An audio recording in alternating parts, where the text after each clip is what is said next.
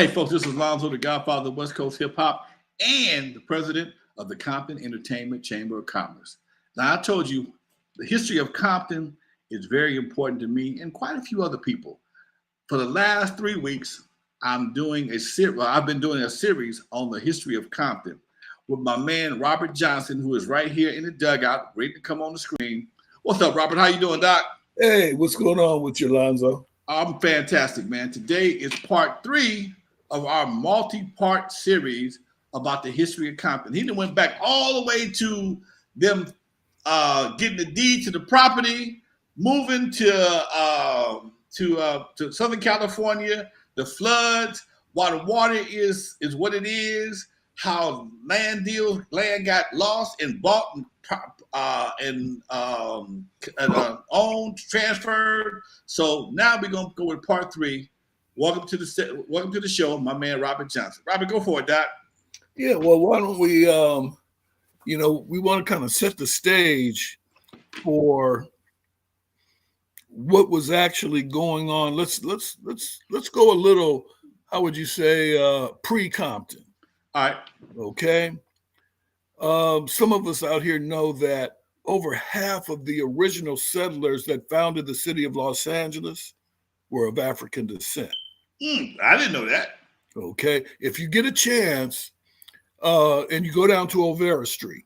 Okay. Go to the south end of Olvera Street. There's the band shell. And just south of the band shell is a monument. It sits right up there. It's actually the 1790 census. Okay.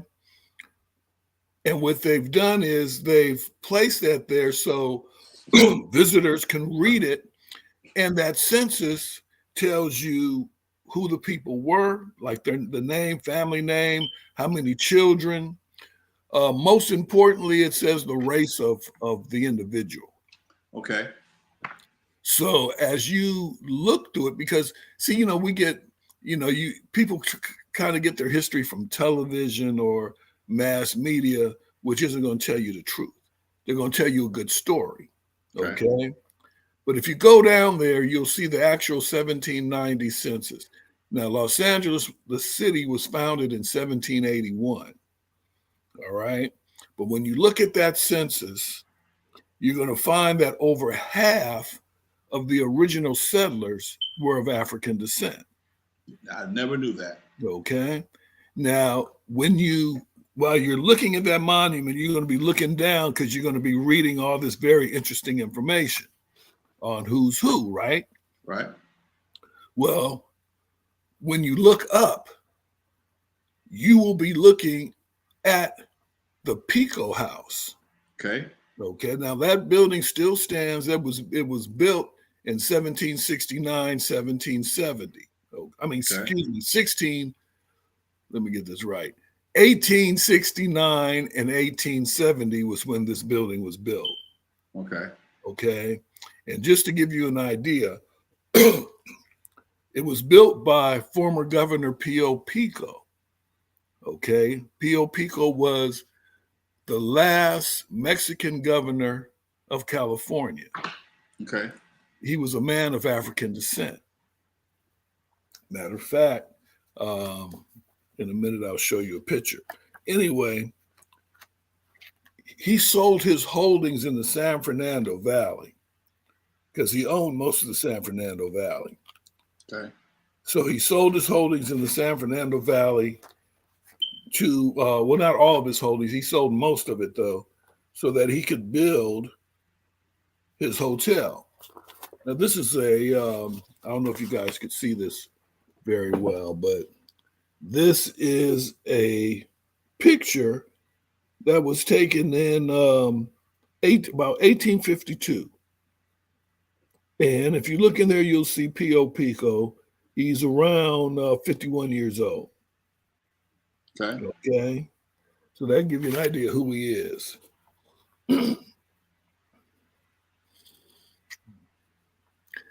At the end of the Mexican-American War, Pio Pico and his brothers were some of the largest landowners in California. So like I said, he had vast holdings in the San Fernando Valley. He had land. He owned land grants up in Northern California, but also places like Temecula, what we now call Camp Pendleton, Okay. Santa Margarita, Mission Viejo, Okay. National City. That was all his acreage. Okay. So that's just one family. Now, some people will say, "Oh, my wife would kill me if I don't mention this."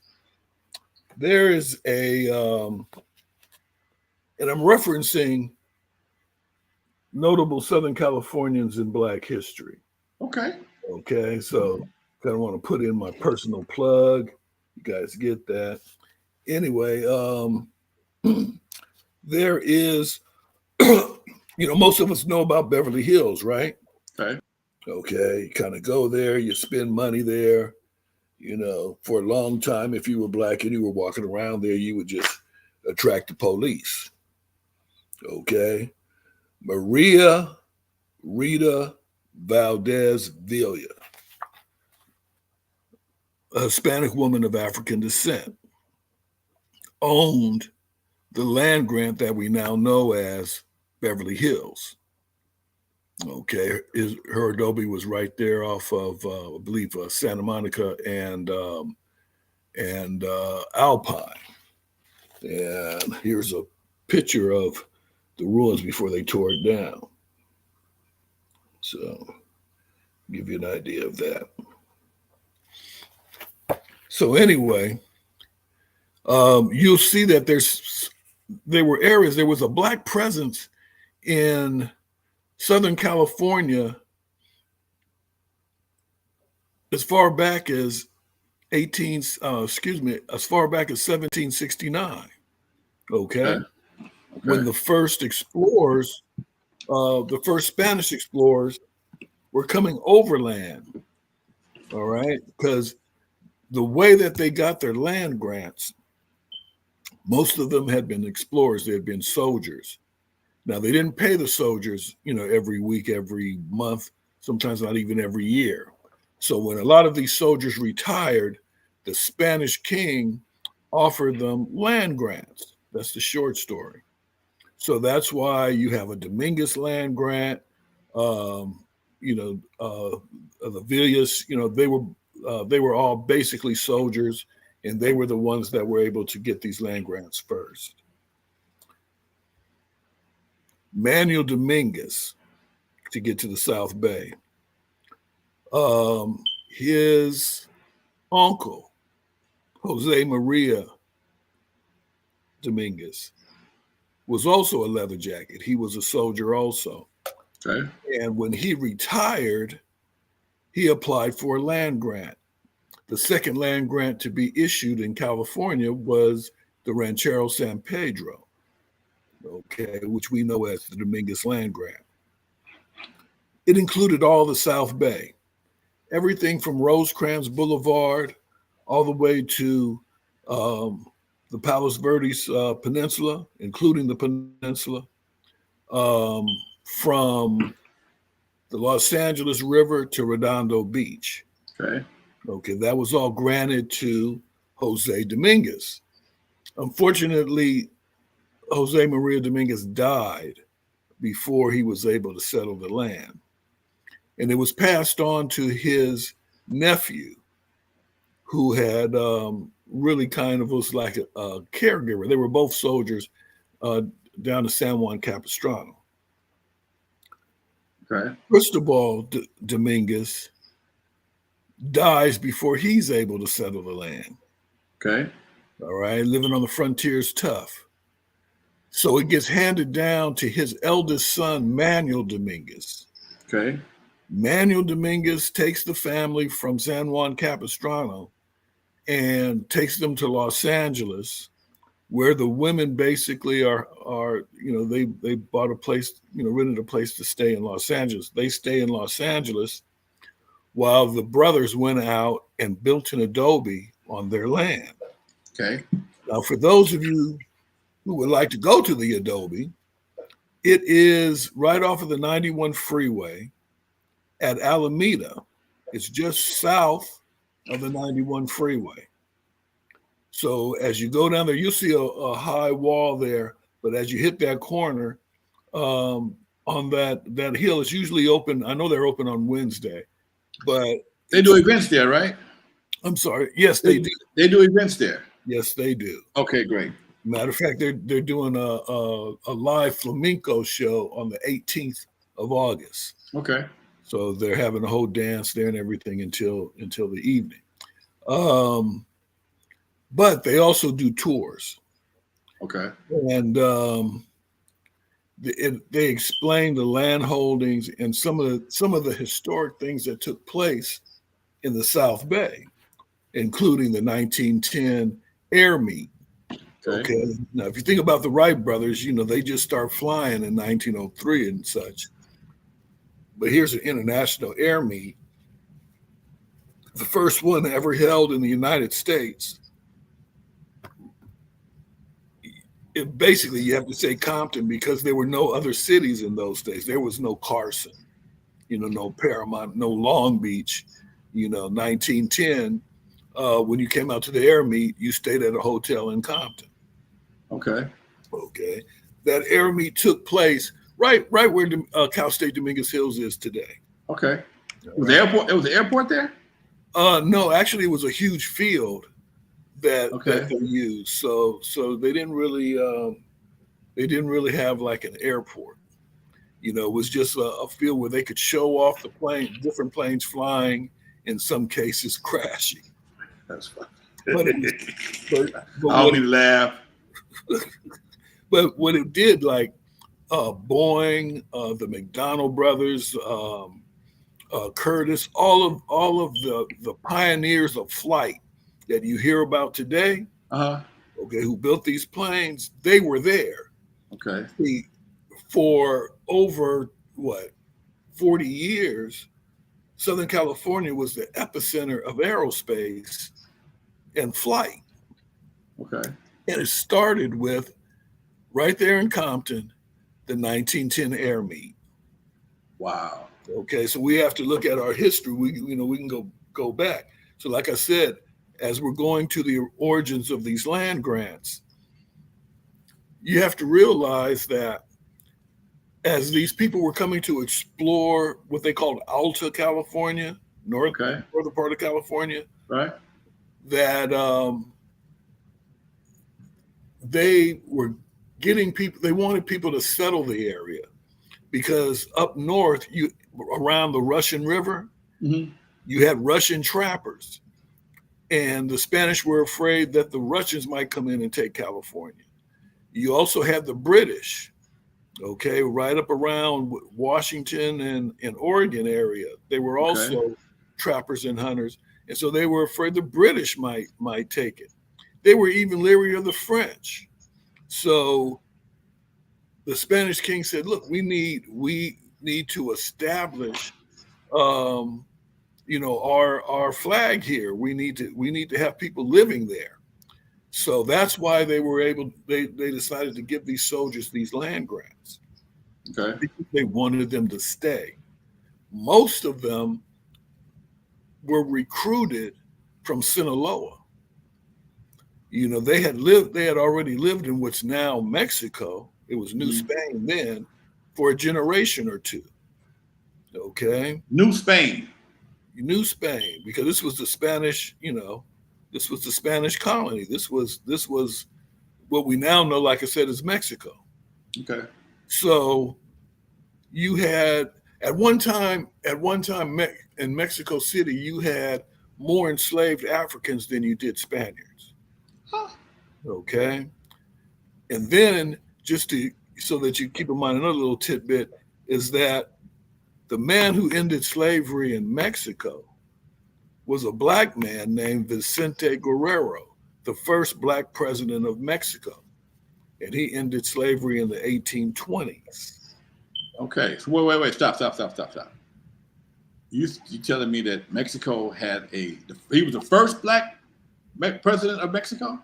Yes, first black president. When they had a revolution and they threw off the Spanish rule. Okay. Okay, they had black generals like who were involved in the revolution, and when they won, the first black president that they had was Vicente Guerrero. They liked him so much they named a state after him. Which is? Okay. Okay. All right. His uncle became president later on. So that's why I say the first black president. How many do they have overall? Tell you the truth, I'm not sure. I don't want to give a wrong answer. We know they had two though, right? We know they had two. Okay. And this is like I'm talking about. Vicente Guerrero was president in the 1820s. Okay. Of course, when you read about him, and it's an interesting story, his vice president kills him. So we'll go on. I mean, it's an interesting story, man. But what I like is that, we don't have somebody like an Abraham Lincoln who's, if I can save the Union, and I don't have to free the slaves, I'd keep them slaves. And if I could save the Union by letting them go, I'll let them go. They didn't have anybody equivocating. Vicente Guerrero said, "We're freeing the slaves," which set up the confrontation in one of the Mexican states called Tejas, which later becomes Texas. Okay. Because, you heard of the Alamo and all that. Right. All right. Well, when we look at the Alamo and they say, remember the Alamo. And I used to always wonder, okay, we remember the Alamo because, you be watching TV, man, and you see John Wayne and they got Negroes cheering for the people of the Alamo, right? Right. That's because they didn't tell us that they were fighting for, they said we were fighting for liberty. They were fighting for the liberty to bring slaves into a country that had outlawed slavery.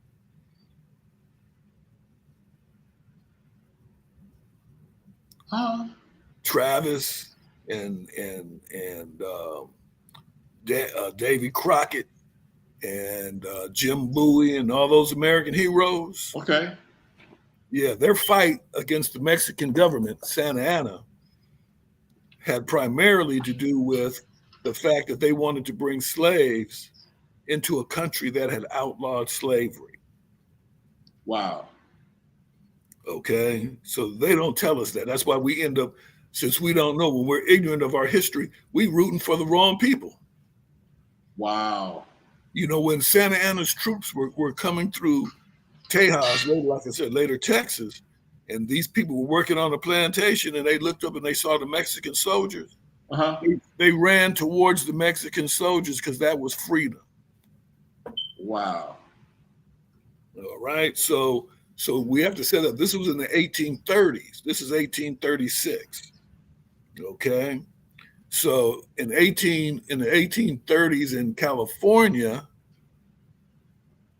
Pio Pico at the time who was an Afro-Hispanic.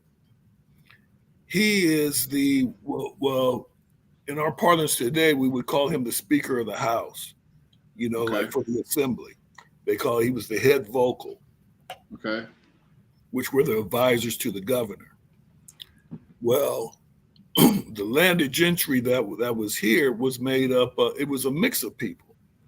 So you had, since you had a lot of the soldiers that were recruited from Sinaloa, they tended to be of African descent.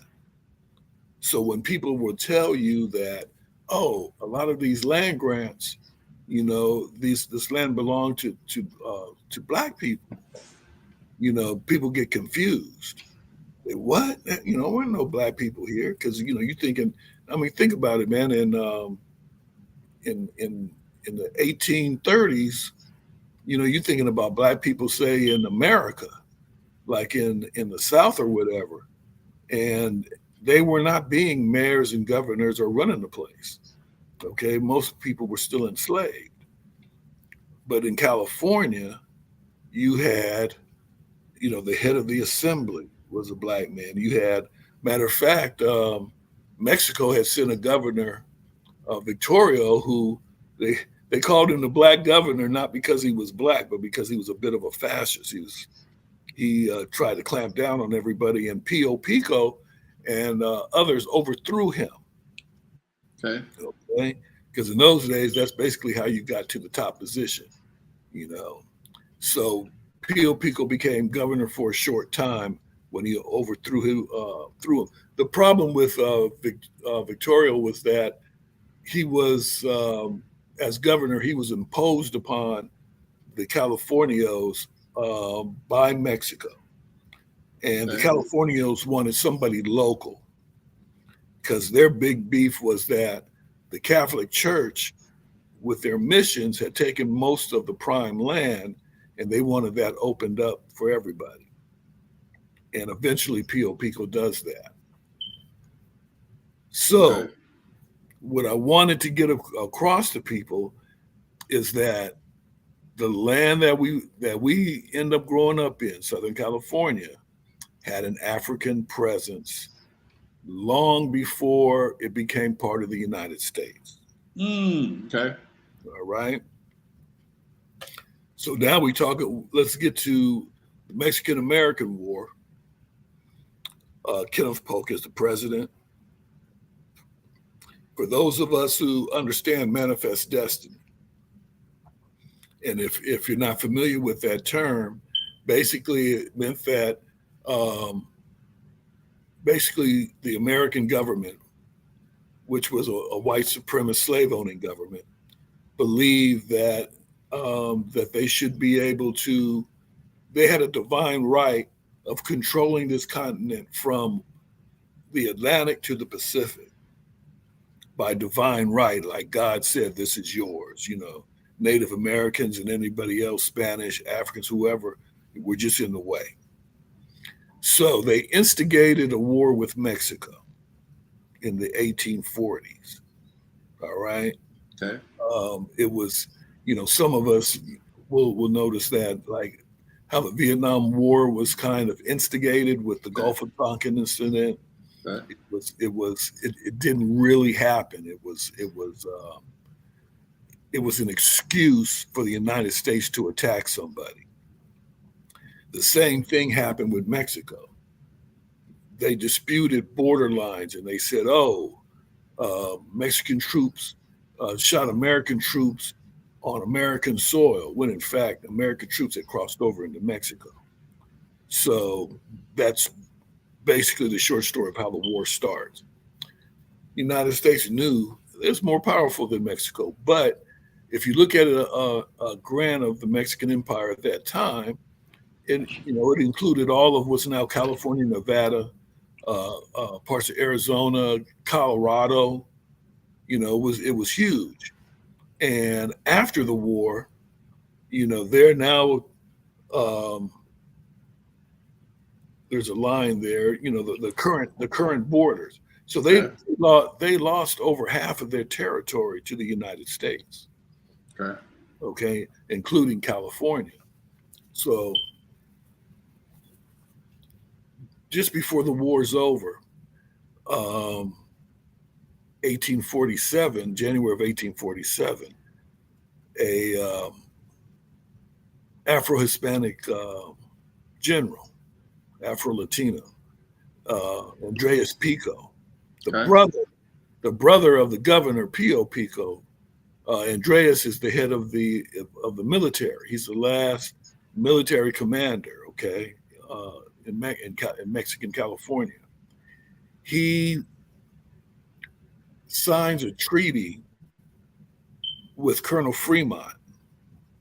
Colonel Fremont had been detached. He was supposed to be out here doing a topographical survey, but really he was undercover to help foment, how would you say, a change of government. Okay. So when he comes down from the north, he meets with Andreas Pico at, for those of you who know Southern California, everybody knows where Universal Studios is. Yeah. Okay, when you come up Lankershim, directly across the street from Universal Studios off of Lankershim, there's an area, it's called Campo Cahuenga. Okay, I've seen that before. Yeah, a little cabin there.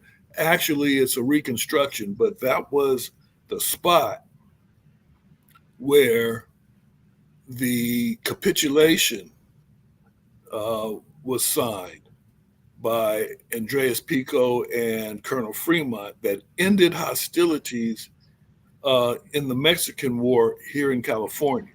Okay. Part of that treaty that was signed stated that the people could keep their weapons, they could keep their land, and they could keep their language. Oh, you just answered a question right there. That's amazing, Doc. Go ahead, keep going. I ain't gonna stop you. So later on, that treaty becomes a hindrance because now that's 1847. Now 1850,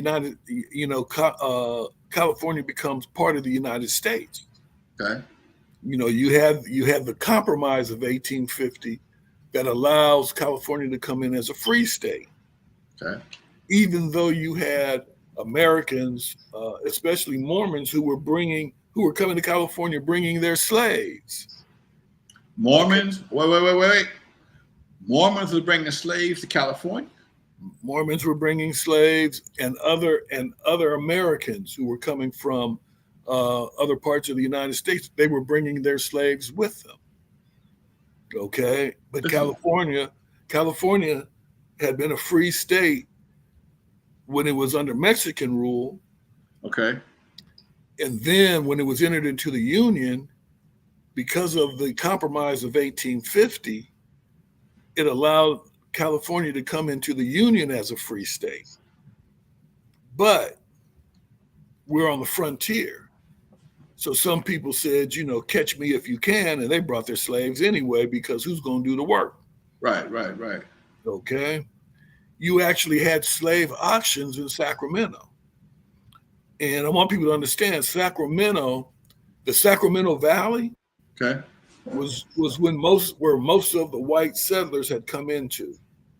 Okay. The original capital of California, they moved it, but the last capital of California under Mexican rule was in Monterey. Okay. Los Angeles had been the capital under Pio Pico's rule because Pio Pico got tired of trying to travel to Monterey all the time. So he moved the capital to Los Angeles. But what they did was break it up. So you had the military component in Monterey, and then you had the political component in Los Angeles. All right. Hold on a second there, Robert. We are live right now with Robert Johnson, a Compton historian. He's giving us all the background stories leading up to Compton right now, folks. If you got something you want to ask him, drop it in the chat room. Don't be afraid. Ask him a question in the chat room.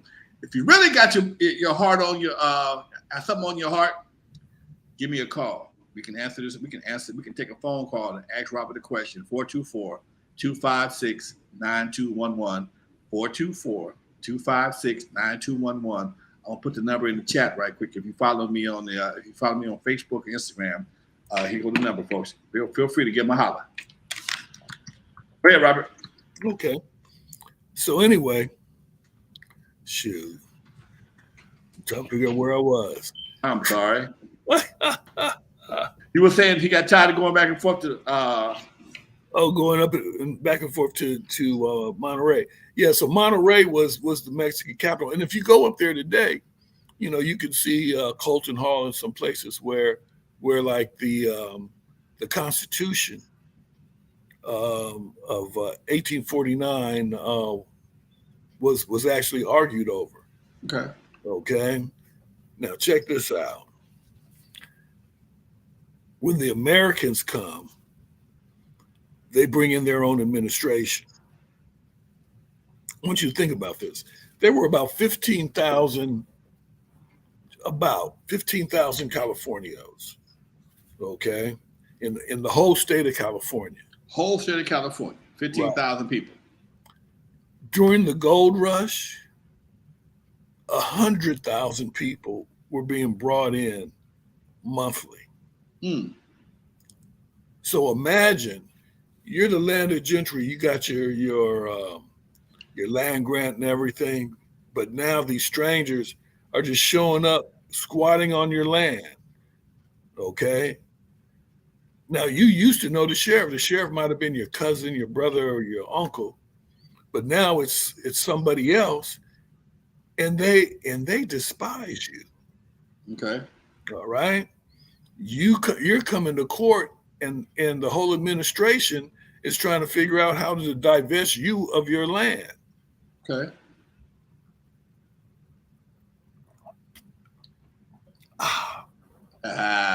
Yeah, juice is good. So your whole world gets turned upside down. You don't even speak the language anymore. Okay. All right. The laws are now written in English, so you're lost. So where you were at the tip of the spear, okay, you were influential. Okay. All that's gone, and these new people are hostile to you. Okay. First Governor Burnett had been known before he becomes governor of California. He's the first governor. He's the first basically American governor. Before he was in the Oregon Territory, and he's the one who came up with barring Black people from Oregon. His edict basically said if you were Black and you already lived in Oregon, that you had only so long to get out of Oregon. And if they still caught you, I think the penalty was a flogging of 20 lashes. If they came back and caught you again, it was 40 lashes, that sort of thing.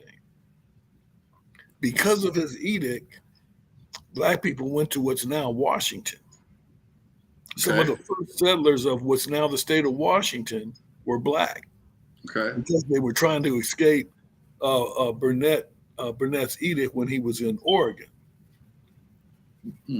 Now this fool is governor of California. Oh. All right. Now California is a new state, so it also gets 2 senators. One senator happens to be the former Colonel Fremont. Okay. The other senator is this guy named Gwynn. Okay. And Senator Gwynn had come from Mississippi. And he developed a series of racially restrictive laws in California. Basically, if you were non-white, you could not vote where you had been voting before, of course, under Mexican rule. Right. But you couldn't vote. You could not testify against a white person in open court. Now that's significant because you're dealing with a lot of non-white landowners, and you have white people who want the land. But you can't take anybody to court.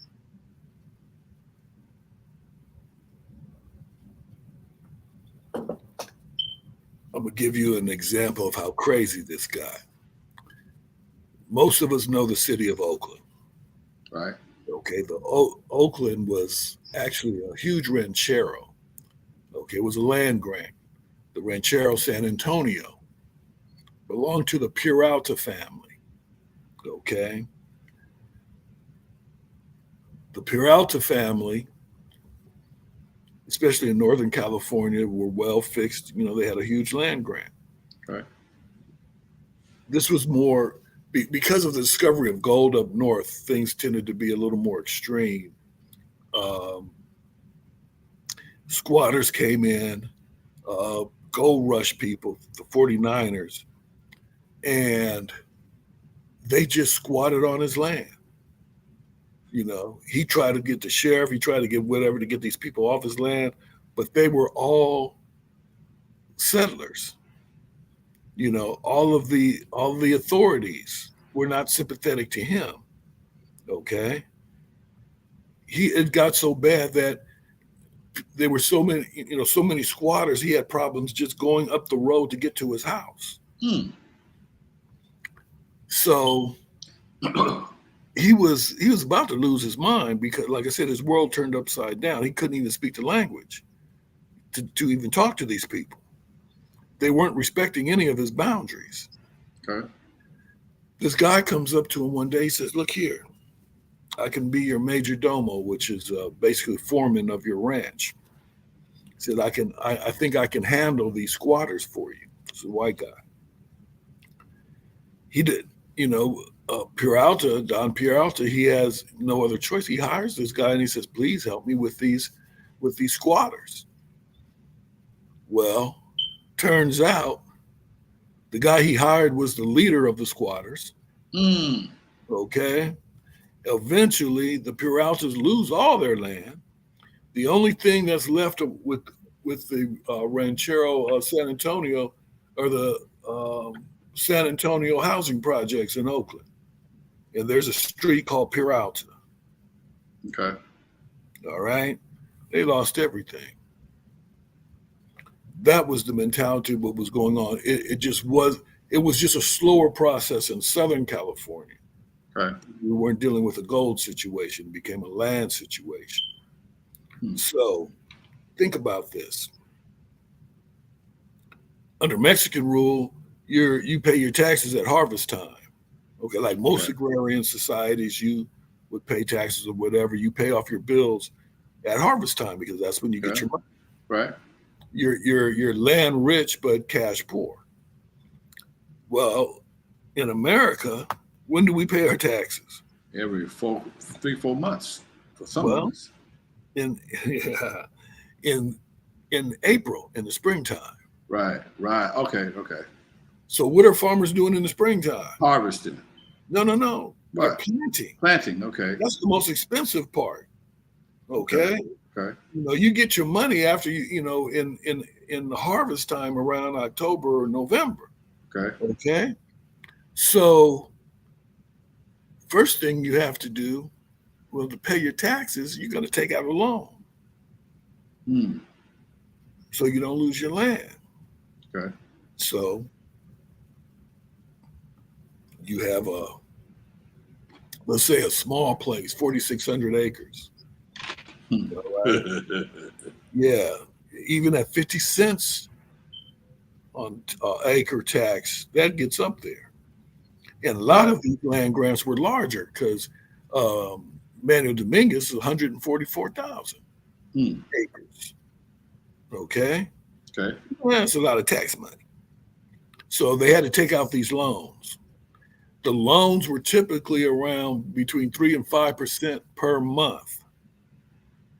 Okay. Calculate that. Some of that's around 70-75% interest rate. Damn. So we wonder why. Exactly. Because the whole idea was to separate the old order, the Californios, from their land. Now, William Gwynn, the senator, comes up with another idea. He says, look, this is 1850. They come up with a land commission. All right. Okay. Because their whole idea, matter of fact, Senator Gwynn said it straight out. He said, we have to figure out a way to get some land for the Americans because of all the land grants. All right. So in 1850, he forms the Land Commission. 3 white men, settlers, determine you have to come to them and prove that you own the land. Now, keep this in mind. This is before, like we have paper and everything everywhere. Right. Some of the land grants might have been written on parchment. Okay. So, and people didn't have places really to store everything. Right. On the frontier. So it was very hard for them to prove, through any paperwork. Okay. So that was one thing. Then you also had to survey your land. So while you're doing all this, because you have to, if there's a record search, well, you have to pay for a record search. Survey team, you have to pay for survey. So again, You're already in debt. You have to go take out a loan. Right. Just to prove that you own the land. Hmm. Okay? So what you saw between 1850 and 1890 was a huge transfer of land. See, when we ask ourselves, well, how come all these families, no longer own the land? The people who own Griffith Park, how come it's called Griffith Park now? How did Griffith get it? Okay, when we look at Malibu, was actually owned by an Afro-Hispanic, Bartholomew. Oh man, I can't think of his last name. Cristobal Bartholomew, I think it was. Anyway, the original land grant was to an Afro-Hispanic, and when the Americans came, he couldn't. His offspring couldn't prove they owned the land. The title was clouded. Okay, so they figured, well, half a loaf is better than none at all. Okay, so they sold it very cheaply to an Irishman who was miraculously able to clear the title. Of course. And then later on, then the Rendich family, they end up getting it. But you see this across the board with a lot of the Hispanic families that owned land in California. Now, how did this go back to Compton? Well, here's Compton. This is during the same time. In the 1850s, Manuel Dominguez decides to give 4,600 acres to his favorite grandniece. Now, I heard two stories. One was that he gave it as a wedding present. The second story is that his sister, whose daughter it was, that it was her land and she, a part of her inheritance, and she gave the land to the daughter. Anyway, the daughter got 4,600 acres of the northeast portion of the Dominguez land grant. Okay. This is in the 1850s. She gets married. Her name becomes Ferrer.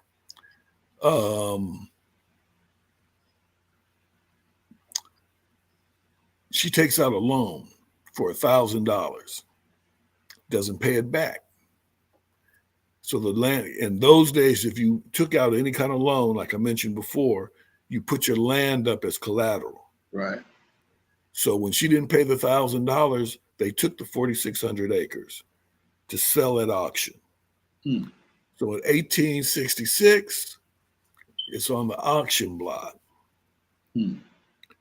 Two investors, Temple and Gibson, they buy the land. In Sacramento, there's a Methodist agricultural collective made up of former 49ers. They tried to get gold, but it just didn't work out for them. Okay. So what they ended up doing was they form a collective, but they're most of them were farmers. Okay.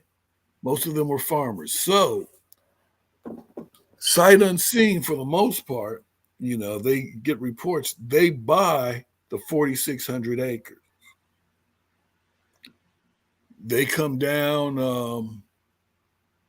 in 1867, it's 30 families.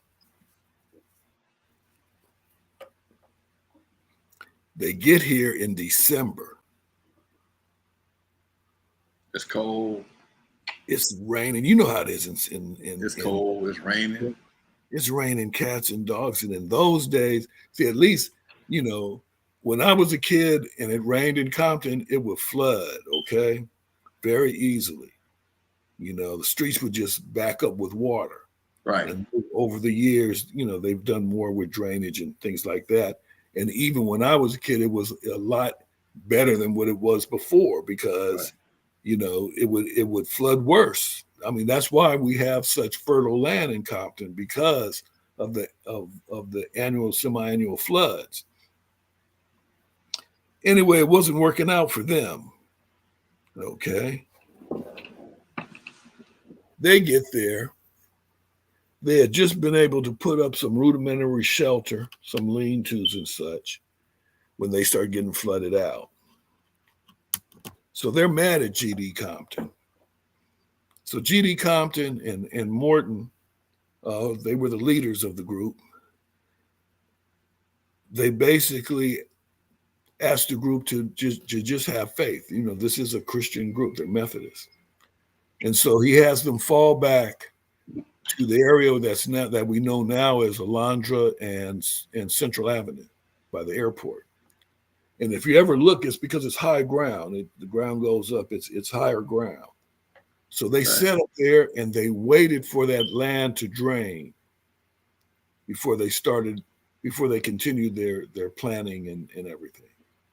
And I love saying this because what ends up happening is they do plant, they do build. Their harvest is so abundant. Okay. That very first harvest, that the majority of them were able to pay off their mortgages. Can you imagine that? I mean, when you think about the farmers who were on the Great Plains, that what they used to call the sod busters because the ground was so hard, and you're trying to plow them. Well, anybody who knows anything who just knows the dirt in Compton it's easily movable. You don't need no big plow. Okay. You know, it's easy to plant in Compton. The soil's rich. Here's another thing. There's water. You know, reason why we have a street called Artesia is because we have artesian wells. You know, you stick a stick in the ground real good we have a high water table, water pops up. Wow. Still to this day, that's old. That still happening? To this day. You know, our water table's probably gone down a bit because of all the drainage that we have, but they're still artesian wells. You know, interesting. Look this, and see, this leads to something current. That's why Compton has its own water department. Okay. You know, we're not DWP.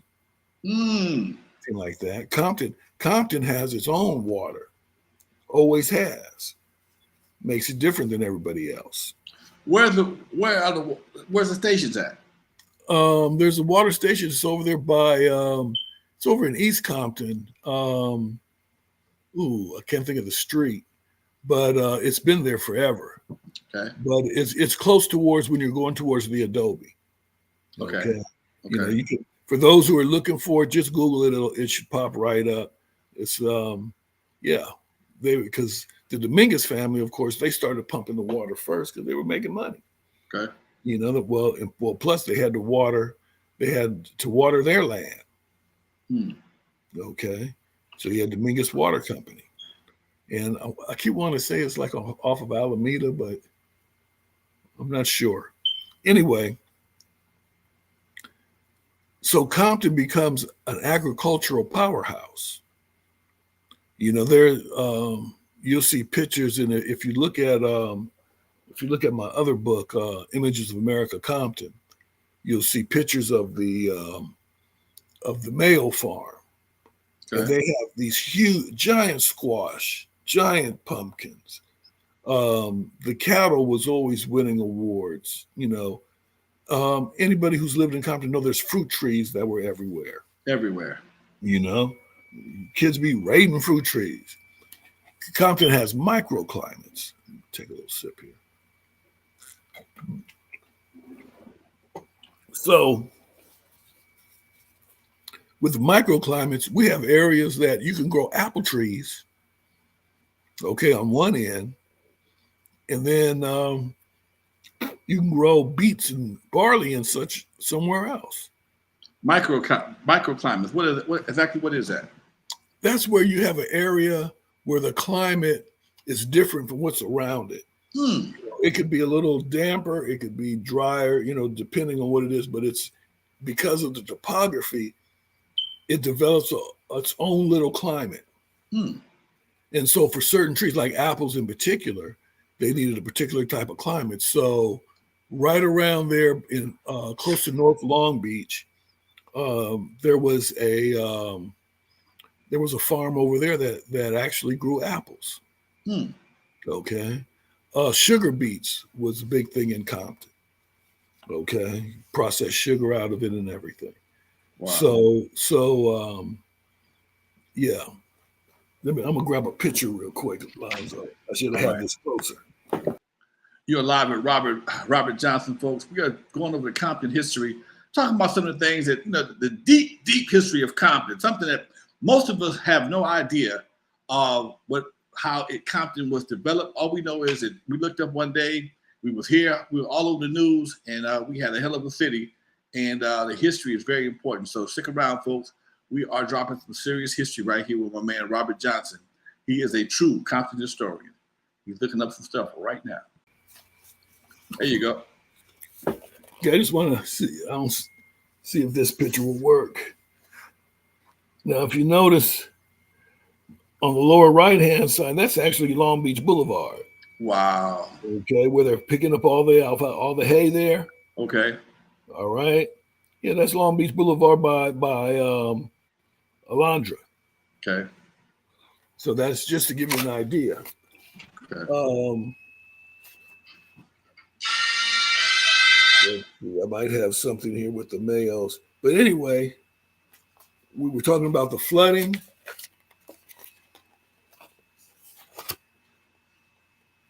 Lucky we don't have a Lake Compton around here, all that water. Okay. That's why we have the LA River. They concreted up the bottom. Okay. Then if for those of you who live right around like Santa Fe, say Santa Fe and Palmer, okay, or between Rosecrans and Compton Boulevard off of Santa Fe, mm-hmm. After a rainstorm, you go there late at night when it gets quiet. Okay. You can hear the river running because underground, okay, under Santa Fe is basically a river. It's a drainage. It's a huge drainage that they built in the 50s, and it runs under Santa Fe Boulevard. And in this book, trying to find it, they have the construction of it. I'm trying to see if I can find it. Yeah.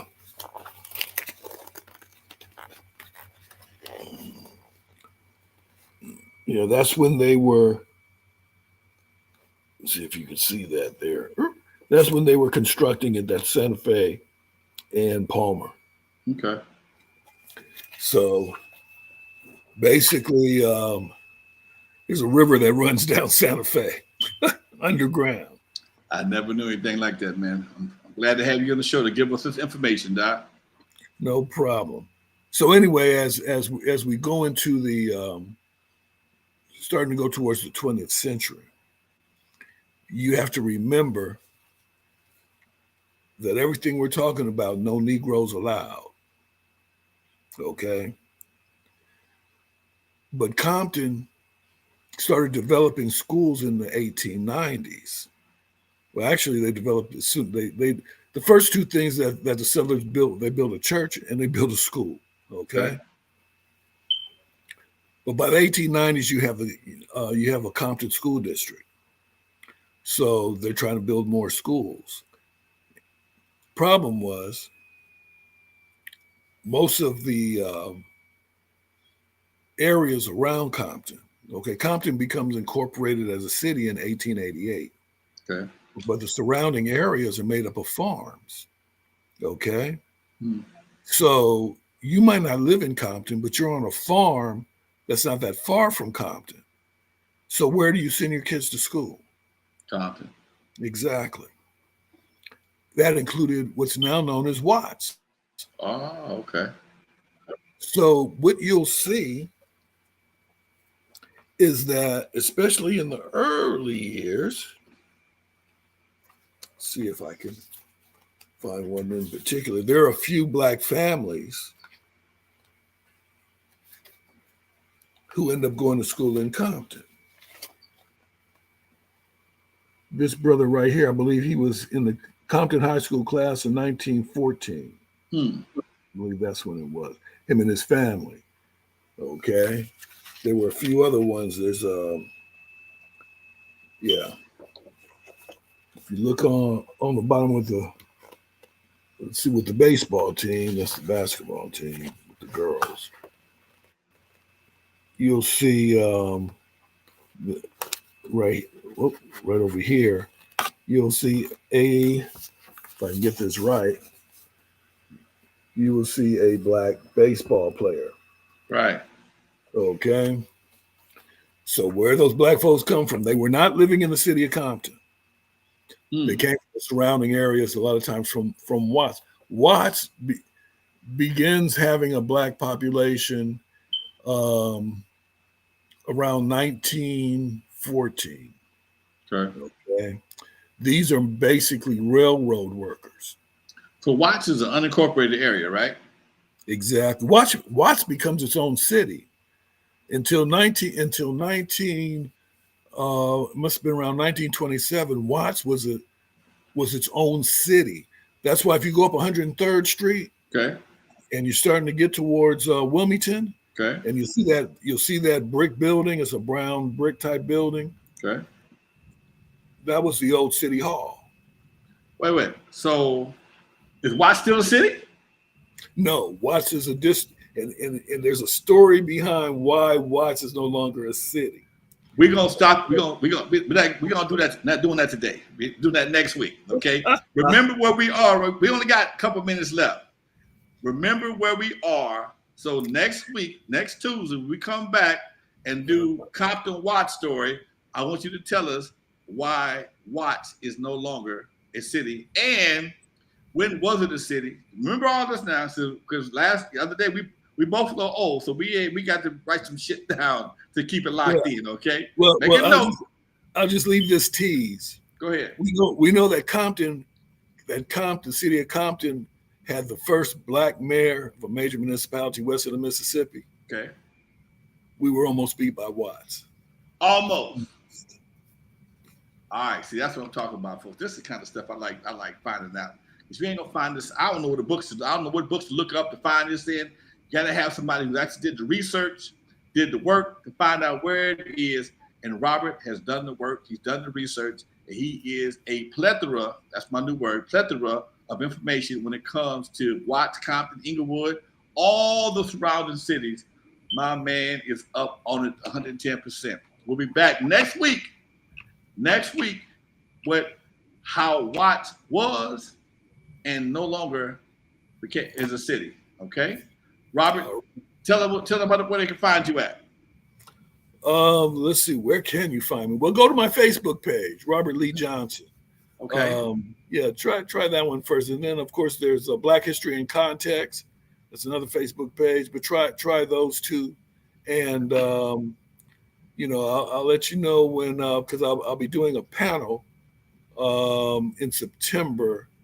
Around the Black Panther Party, we'll be talking about that. So I'll tell you more about that. We got to talk about the Black Panther Party too, Doc. The Black Panthers, that was my era. And I wanted to be a Black Panther before I didn't want to be anything else. My mom said I couldn't be one, so I had to settle on being a rapper instead. Anyway, folks, you are live with Lonzo, my man, Robert Johnson. Power to the people. Huh? All power to the people. Always power to the people. Robert, much love to you, Doc. Thank you for taking time out to sharing your knowledge with us. Folks, we'll be back with Robert next Tuesday about 2:00, Tuesday afternoon. We go live. Don't be afraid to give us a call. Ask a question. Go in the chat room, folks. This is how we do it right here for the Compton Entertainment Chamber of Commerce. Your boy Lonzo, the Godfather of West Coast Hip Hop. See y'all next week, y'all. Peace.